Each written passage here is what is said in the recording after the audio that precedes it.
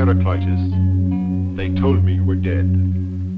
They brought me bitter news to hear and bitter tears to shed. I wept as I remembered how often you and I had tired the sun with talking and sent him down the sky. And now that you are lying, my dear old carrion guest, a handful of grey ashes, long, long ago at rest, still are thy pleasant voices, thy nightingales awake. For death, he taketh all away, but then he cannot take.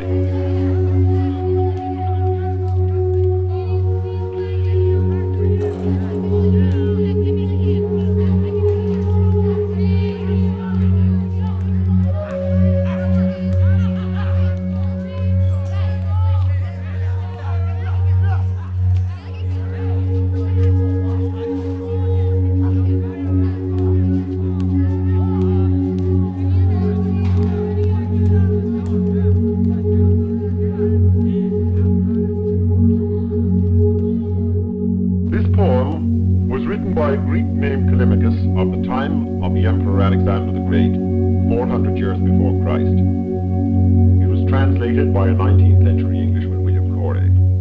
I'd like to read it to you now in Greek so that you get some sense of the rhythm in the original language. You'll notice that the divisions of the English verse tend to be similar to those of the Greek. Aipitis hierakleite teon moron. Esdimi dacru igagen, emnistin hosicus amphoteroi, helion en lesci cataducimen, alasumen pu, sign halicarnasu, tetrapoli spudi. Haidite aitu usin aidanes, hisin ho panton harpactis haidis, uketi kairabalai.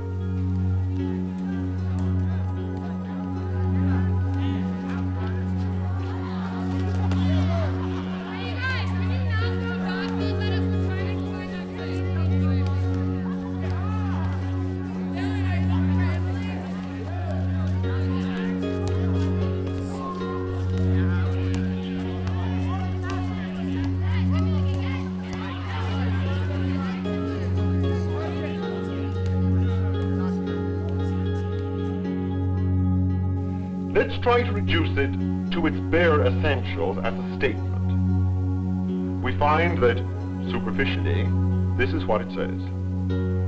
Callimachus' friend was alive and is dead, but his poems live after him, and indeed the written word is all that death cannot destroy.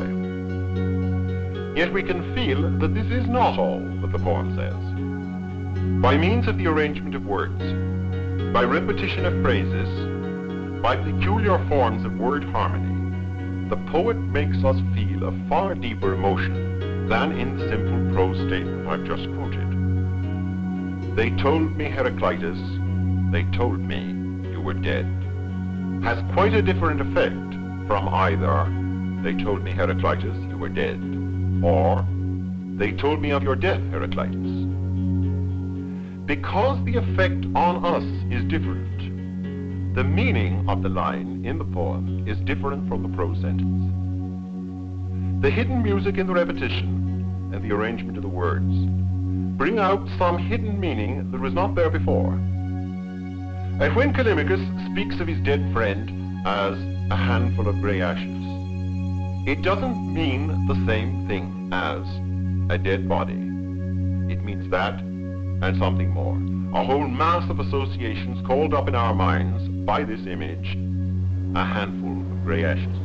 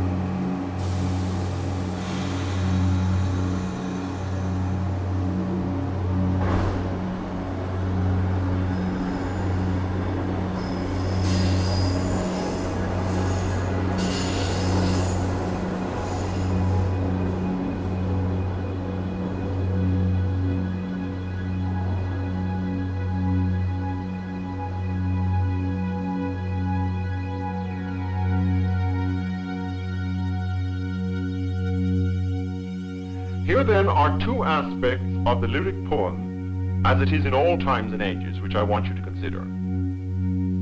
One is word harmony, which we call rhythm, and in certain stricter forms, rhyme. The second is the use of the poetic image to change a simple logical statement into a more complicated one of much wider application.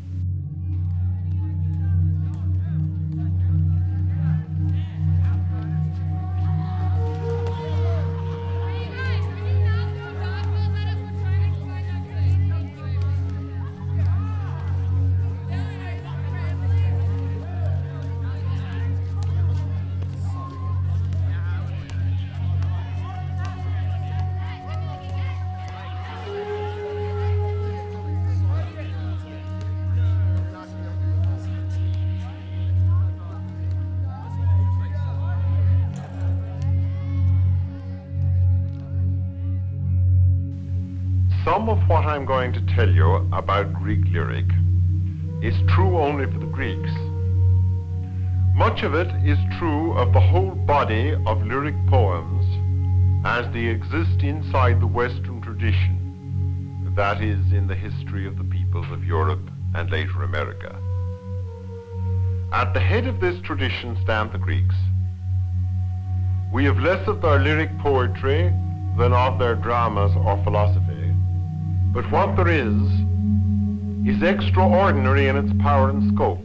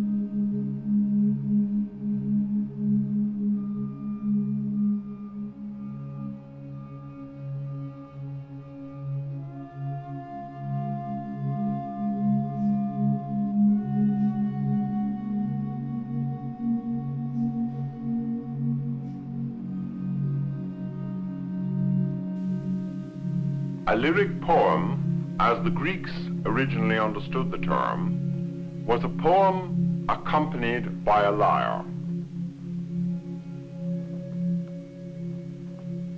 And a lyre is an instrument like this, fitted with strings and struck with a plectrum. It was originally supposed to have been invented by the god Hermes, and then given by him to the god Apollo, who was thereafter for the Greeks the god of the lyre and of lyric poetry. I don't know when the actual expression in Greek, which means lyric poetry, was first used. Certainly, the first lyric poem came into existence when someone in reflective mood turned his reflections extempore into words and accompanied himself on the lyre. In a way, this is somewhat like the songs sung in the Kentucky mountains and accompanied by a guitar.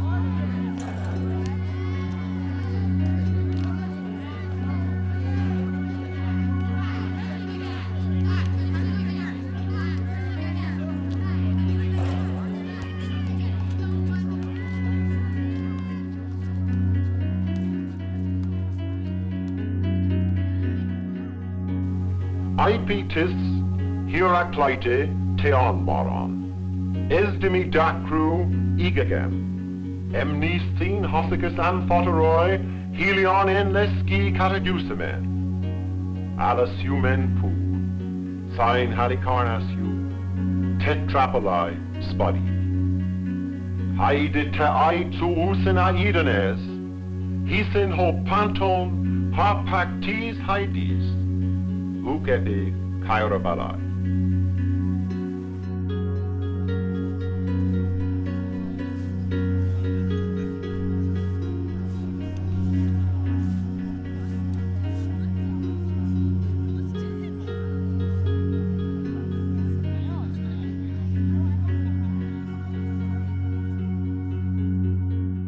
I would like to read you a poem which employs images in a special way. It's one of the greatest of the Greek lyric works and is also remarkable for having been one of the great poems of the world written by a woman. Her name was Sappho and she lived in Lesbos in the 6th century. The poem, translated by Walter Headlam, was written by Sappho for a girl who was soon to be married. Blessed beyond earth's bliss, with heaven I deem him blessed, the man that in thy presence near thee face to face may sit, and while thou speakest listening may hear thee and thy sweet voice laughter.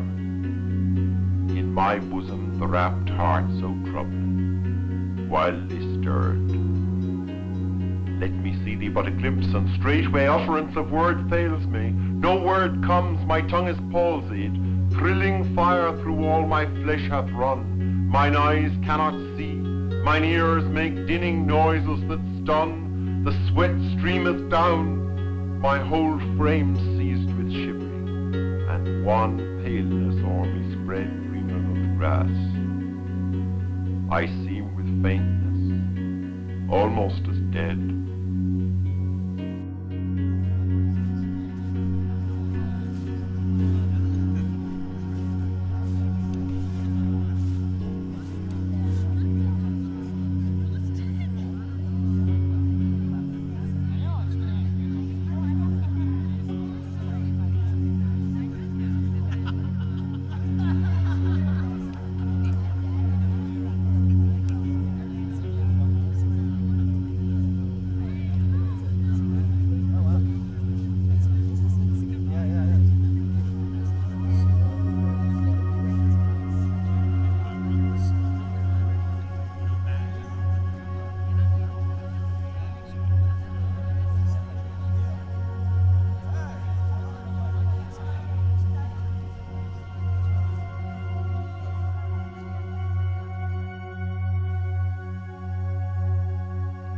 But what kind of great poetry, you might ask, could be associated with athletic competitions?